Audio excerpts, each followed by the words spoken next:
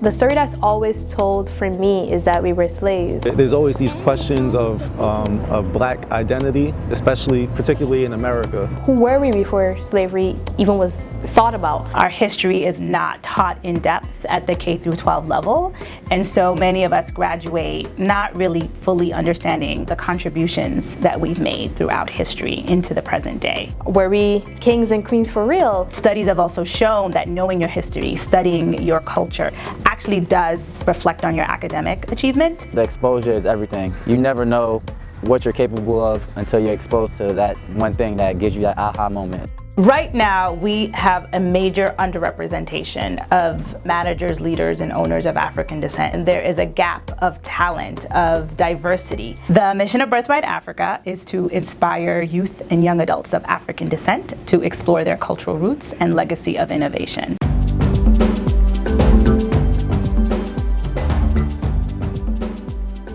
Before Birthright Africa, I never even traveled outside of America. I didn't have a passport, anything. When it comes to study abroad opportunities, youth and young adults of African descent particularly show low rates. Africa wasn't particularly the place I wanted to go, so I wanted to go to some place like Spain, Asia, China. And even if we do travel, going to the continent is practically non-existent. Where man is the prey of animals. Everything about Africa was either portrayed to me through the media. It was starting to create fear, anxiety. I thought I was gonna be in danger of like becoming sick, dying, being kidnapped or taken away somewhere. Here we go. It was the total opposite. From the moment we stepped off the plane, there was a quaba.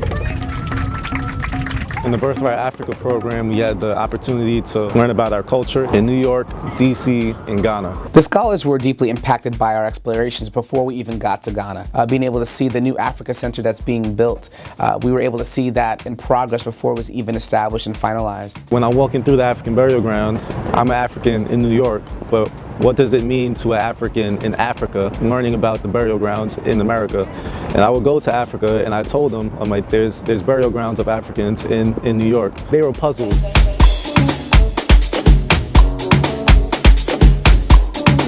In New York, we visit innovation partners such as AppDeco. They represent creators and innovators that are tapping into solving the problems that they've either experienced, see communities experience, or just great business ideas. When we understood their age and their level of success, it was like, oh wow, I can do this too, and it was very encouraging. The Birthright Africa scholars were greatly impacted. I could see transformation as it was happening throughout the program, and particularly when we were in Ghana.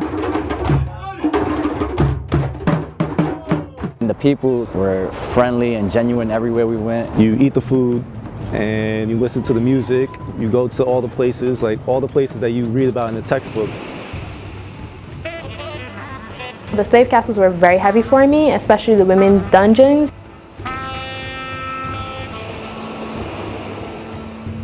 Getting out of a van and looking up at these castles, like these castles are massive, like they're huge.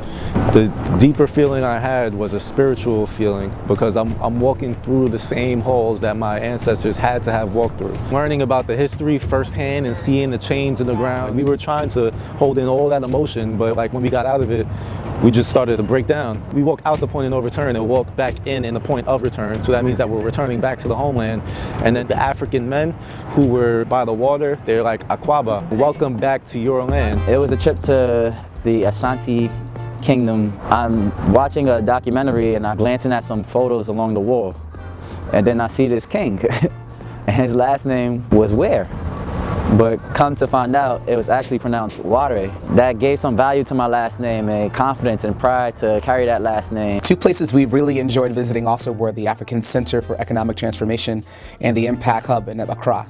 Those two locations were great because they exposed our students to the idea of entrepreneurship. While we were in Ghana, we had the Innovation Panels workshop. The one that impacted me the most was the panel with Lucy Quist. It has brought me such peace to know that someone has done it before me and I'm just continuing the legacy and picking up where they left off. I'm thinking about getting my master's in language. I've recently taken the firefighter exam. Soon I will be starting my internship in wealth management at Morgan Stanley. Our vision for them is that they become these global leaders and entrepreneurs that are proud of their African heritage, really confident in pursuing their innovative aspirations with that continued connectivity to the continent. The fog has become much clearer after being able to go to Africa and see what things are firsthand.